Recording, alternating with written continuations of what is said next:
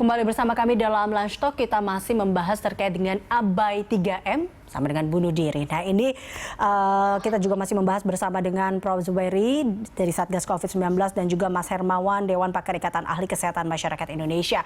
Saya kembali ke Prof. Zubairi. Tadi dikatakan juga oleh Mas Hermawan bahwa sebenarnya ini bisa menjadi bom waktu jika kita tetap abai dalam hal ini nanti di awal tahun 2021.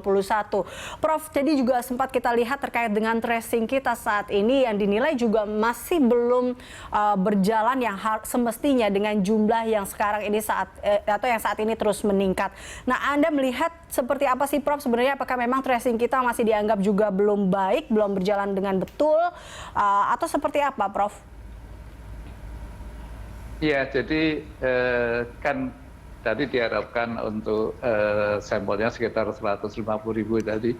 Jadi kira-kira kalau per orangnya ya antara 75 sampai 100.000 orang yang dites per hari. Itu kita masih sekarang sekitar 30-40.000 tes per hari. Nah, kalau tes banyak kan nanti ketemu banyak logikanya. Kalau ketemu banyak bukannya nanti kelihatannya kita makin buruk. Tidak, jadi kalau ketemu makin banyak yang positif, kemudian telusur kontak, kemudian di isolasi mandiri, karantina mandiri, maka penularan akan menjadi minimal sekali. Memang akan segera naik ke 1 juta mungkin. Untuk diketahui Indonesia sekarang 700 ribuan dan di atas kita hanya 2 negara.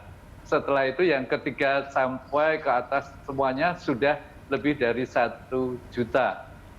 Jadi sekali lagi hanya ada 2 negara di atas kita. Setelah itu semuanya jumlah kasusnya sudah di atas 1 juta. Menurut saya nggak apa-apa 1 juta selama itu ketahuan di awal di karantina sehingga penularan berikutnya tidak akan secepat sekarang. Nah itu cuman yang kita lihat saat ini kondisinya Prof dengan testing atau tracing yang masih juga di angka yang dibilangnya masih 30 ribuan atau 60 ribuan itu seperti itu, tapi kita juga lihat angkanya ternyata lebih tinggi. Ini kenapa ya Prof? Iya. Kan sekarang penularan lebih mudah itu dari angka tadi, dari persentase kasus mingguan yang sudah sekitar 19% itu menunjukkan kemungkinan penularan menjadi lebih mudah. Dan kalau kita tingkatkan lagi jumlah tesnya dengan telusur kontak yang lebih ketat, maka jumlahnya akan segera naik, namun kenaikan itu menyebabkan jumlah yang dikarantina mandiri makin banyak sehingga penularan akan cepat sekali menurun. Itu yang diharapkan dengan tes yang makin banyak. Namun kadang-kadang kan tes makin banyak berarti biayanya tambah. Iya memang Jerbasuki Mawabio katanya. Jadi kalau untuk yang menuju ke suatu yang tinggi, suatu hasil yang baik tentu memerlukan pengorbanan, memerlukan biaya. Tapi katanya kan menurut Pak Erlangga duit kita banyak.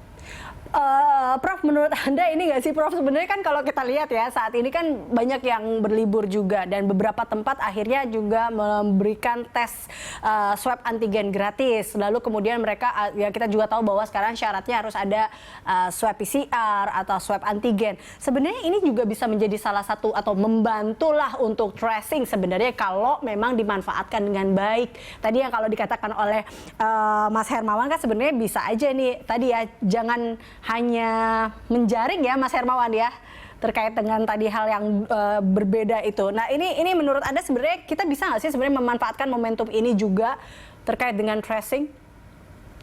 Oh iya, banyak sekali manfaatnya.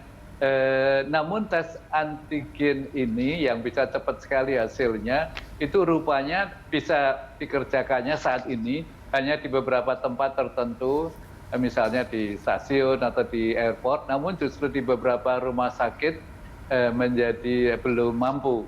Nah, akibatnya apa? Akibatnya terbukti bahwa yang ingin tes rapid antigen ini di berbagai stasiun dan airport itu sebagian memang bukan orang yang mau bepergian, sehingga terjadi kerumunan yang banyak banget. Kerumunan yang banyak menimbulkan penularan. Jadi yang tadinya baik untuk melakukan tes untuk mendeteksi untuk karantina, namun karena kurang bagaimana ya, pengaturannya bisa dikatakan kurang, dalam arti kata harusnya tes rapid juga segera disebarluaskan di banyak tempat di Indonesia, tidak hanya di tempat perjalanan saja. Oke, jadi tadinya yang niatnya baik ingin mengetes, ternyata tempat tes ini malah menjadi tempat baru atau klaster baru ternyata menularkan virus ini ya. Oke, baik, kita akan lanjutkan perbincangan ini Prof. Zubairi dan juga Mas Hermawan usai jeda. Pemirsa tetaplah bersama kami dalam Lunch Talk.